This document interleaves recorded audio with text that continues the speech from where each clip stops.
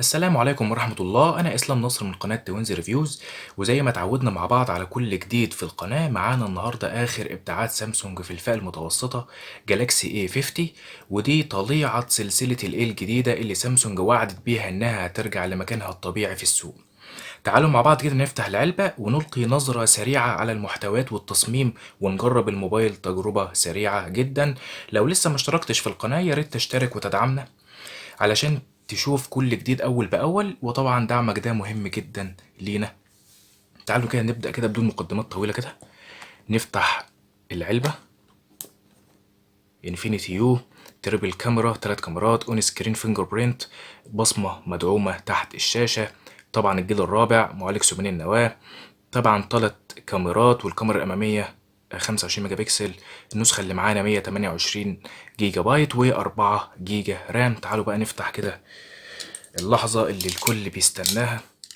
تعالوا كده نفتح العلبة مع بعض ونشوف كده العلبة جواها ايه.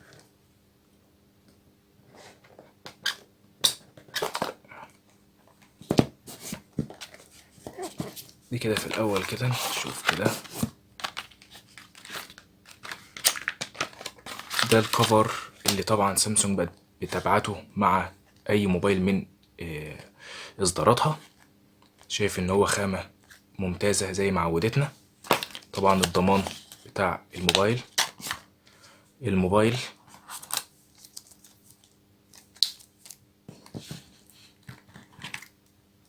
الشاحن، شاحن سريع، فاست تشارجنج،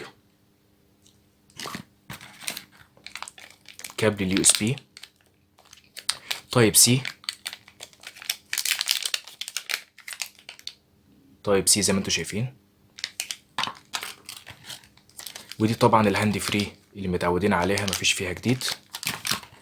ده طبعا الكابوس.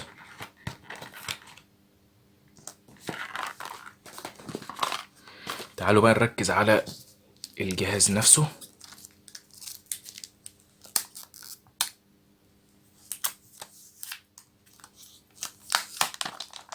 كده نبص كده لأول مرة على الجهاز مع بعض. طبعا لأول مرة كده هيخطفك التصميم كده، وهتعرف إن الموبايل فعلا تصميمه مختلف عن كل مرة. لو انتوا شايفين الألوان بتلمع ازاي في ظهر الموبايل، ده اللون الأسود. في طبعا لون أبيض وفي لون الأزرق السماوي، بس أنا بالنسبة لي شايف إن أكتر لون مميز اللون الأسود، بعد كده اللون الأزرق. تعالوا كده نشوف كده نظرة كده على جسم الموبايل. طبعا من الظهر زي ما انتم شايفين ده بلاستيك بوليكربونايت قوي جدا. وعندك طبعا ال3 كاميرات باوضاح والزوايا المختلفه، وعندك طبعا فلاش. عندك هنا من فوق الميكروفون الاضافي عشان منع الضجيج، وعندك من الجنب ده طبعا منفذ الشريحه والميموري. تعالوا كده نشوف مع بعض بيدعم شريحتين وميموري في نفس الوقت ولا لا.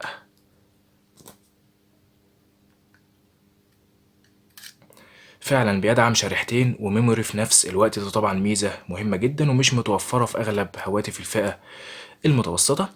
عندك طبعا من الجنب ده عندك زر الباور في مكانه العادي، وعندك زر الصوت الأعلى والأسفل.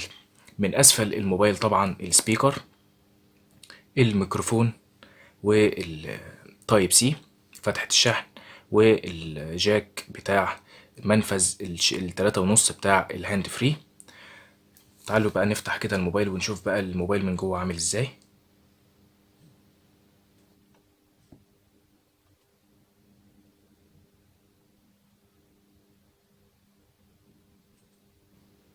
سامسونج طبعا عملت الجالاكسي اي 50 على مواصفات تكون مناسبة للسعر بتاعه، وطبعا انا شايف ان السعر بتاعه مناسب جدا للمواصفات دي. عندك اول حاجة طبعا هتلفت انتباهك، عندك الشاشة بحجم 6.4 بوصة. شايف انها حجم اكبر من كل مرة. طبعا بتقنية سوبر اموليد المميزة من سامسونج، بتستحوذ على اغلب الواجهة الامامية بنسبة كبيرة زي ما انتم شايفين. ونوتش يو حجمه صغير موجود في الكاميرا الأمامية.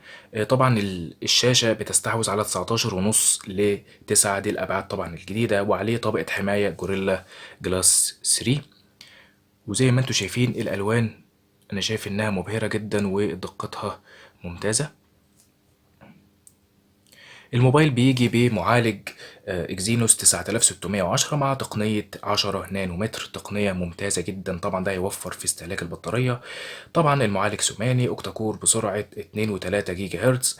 النسخة دي اللي معانا 128 جيجا تخزين داخلي و4 جيجا رام. في نسخة 6 جيجا رام بس مش واثقين هل هتنزل مصر او هتنزل الدول العربية ولا لا.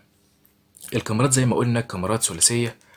الكاميرا الأساسية بدقة 25 ميجا بكسل، فتحة العدسة 1.7. الكاميرا التانية الزاوية الواسعة بدقة 8 ميجا بكسل، فتحة العدسة 2.2. والكاميرا بتاعة الديبس سنسور أو سنسور العمق بدقة 5 ميجا بكسل، فتحة العدسة 2.2. وطبعا في فلاش خلفي. وعندك الكاميرا الأمامية كاميرا بدقة 25 ميجا بكسل، فتحة عدسة 2.0. شايف انها حاجة مشابهة لجالاكسي A7 2018. لو تفتكروا كان أول حوار للتريبل كاميرا كان في ال A7 2018. طيب تعالوا كده نشوف كده بصة كده سريعة على الواجهة الجديدة من سامسونج، ونشوف كده الأندرويد الجديد إيه الأخبار. هنخش في الضبط كده نشوف، نبص بصة كده.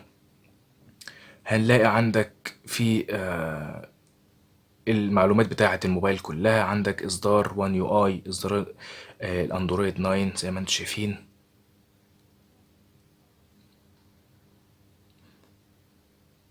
أنا شايف إن طبعا في تغيير متكامل وإبداع من سامسونج في تصميم الواجهة الجديدة، وتغيير كامل في الأيقونات وأشكالها وترتيبها زي ما انتم شايفين.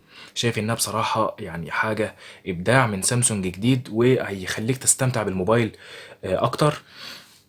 الجالاكسي A50 مدعوم بمزايا كتير جديدة. عندك من أولها طبعا زي ما قلنا الأندرويد الجديد والواجهة الجديدة. وطبعا من أكتر الحاجات اللي بتميز الموبايل ده البصمة اللي تحت الشاشة. تعالوا كده نبص بصة كده على البصمة تحت الشاشة ونجربها، نشوف الأداء بتاعها عامل ازاي سريعا كده.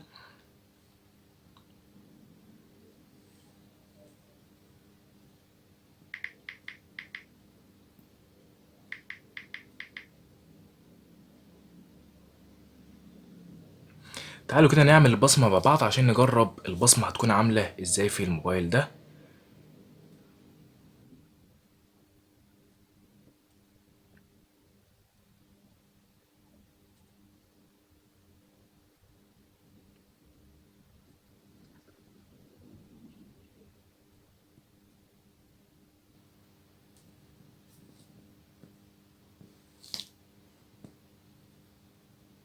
تمام كده ظبطنا البصمة. تعالوا نجرب بقى البصمة عاملة ازاي.